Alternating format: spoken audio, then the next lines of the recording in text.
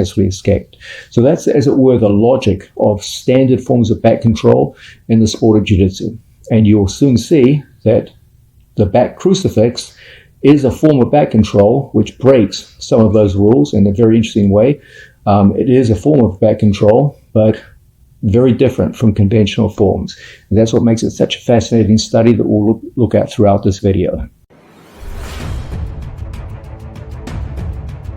Now, we're trying to build a general understanding for back control in jiu-jitsu. We've seen the idea that conventional back control is based around the idea of keeping an opponent between your knees, keeping him between the elbows, or variations where you do it on one side of the body downstairs and the other side of the body upstairs. It's very important you understand that back crucifix control is substantially different from regular back control in jiu-jitsu. This is very important because it means that when you go to attack someone with a back crucifix, very often they will react in ways they think you're on their back. They tend to react in ways which are appropriate for conventional back control, but which are inappropriate for back crucifix control. This often throws your opponents off, and it creates a great opportunity for you to use the differences between the two to your advantage. As your opponent is not experienced in dealing with back crucifix control, typically they're much more experienced dealing with conventional forms of back control, they tend to react in irrational ways to the threat of back crucifixes. And you can use this to your advantage and finish people from a back crucifix that you would normally be unable to finish from more conventional forms of back control. This is one of the chief motivations for you to learn the back crucifix. Now, let's have a look at back crucifix. First, what's the commonality between back crucifix and conventional forms of back control? Well, the commonality is chest to back contact. In both conventional back control and the back crucifix, the minimum requirement is that your chest be in some way, shape, or form connected to your opponent's back. So if I'm attacking my training partner here and I have some variation of back crucifix, the commonality is that my chest be connected to Placido's back to some degree. Usually there is less chest to back contact than conventional forms of back control, but it's still there. Understand that when we start to attack the back crucifix, if we do completely lose chest to back contact and he slides down the body, this signals pretty much the end of effective control from the back crucifix position.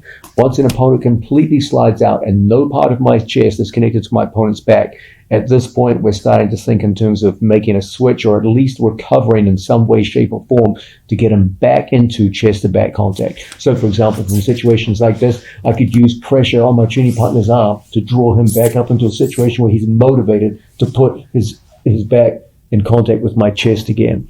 But in general, the commonality between conventional back control and crucifix back control is really based around the idea of chest to back contact. In both cases, this will almost always be true.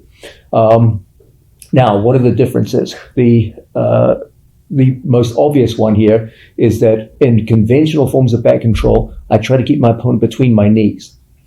In the case of back crucifix, you are focused on keeping his elbow between your knees rather than his torso or in particular his hips. Okay, so the whole focus of control changes from keeping my opponent's hips between my knees to keeping his elbow between my knees. So that's a massive difference right off the bat.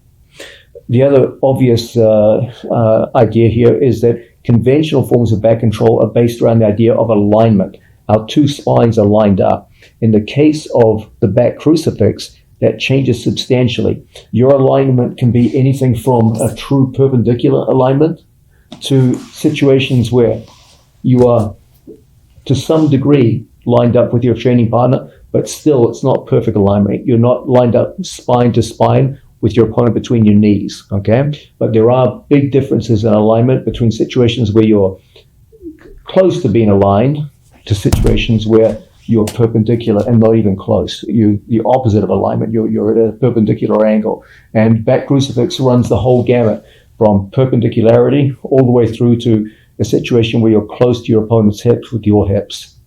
The other obvious difference, the entire focus of back crucifix changes from controlling your opponent's torso to controlling your opponent's arms. The central reason why we're interested in back crucifix is because it directly controls both of your opponent's arms. Anytime you're on your opponent's back and you're not controlling the arms, his two hands will be the biggest impediments you face. He goes to control your hands. It'll be difficult to get through into strangleholds now. But in the case of a back crucifix, both of his arms are well controlled by my legs and my hand. And as a result, the whole focus of back control in the case of the crucifix changes from controlling his torso to controlling the arms. Now, given that his hands are the first, a substantial part of his first line of defense, this means that back crucifix is very well suited to the idea of strangulation, because your opponent's primary defense for any form of strangle is always going to be his hands. But if you can control those two hands between your legs and your own hands, it's going to be very hard for him to defend. So the central focus of control in the case of a back crucifix changes massively from your opponent's torso to your opponent's arms. So those are the one similarity and the substantial differences between the two. And the big theme that I want you to take from this is that the whole locus of control from standard methods of back control to the back crucifix changes substantially. They're both examples of back control, but the differences are so wide between the two, there's such a gulf between the two, that an opponent could defend one very well and be unqualified to defend the other. And that's the central motivation for you as a jiu-jitsu athlete to learn the back crucifix. I'll say it again. Most of your opponents have spent a substantial amount of time defending conventional back attacks.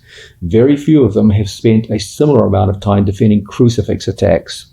Most people have vastly more experience against standard methods and very little experience against back crucifix, and the two are so substantially different that excellence in one does not guarantee excellence in the other. You can take advantage of this, develop your back crucifix to a degree where your ability to attack from it is much greater than your opponent's ability to defend it. And that will be a big reason why you'll be very successful.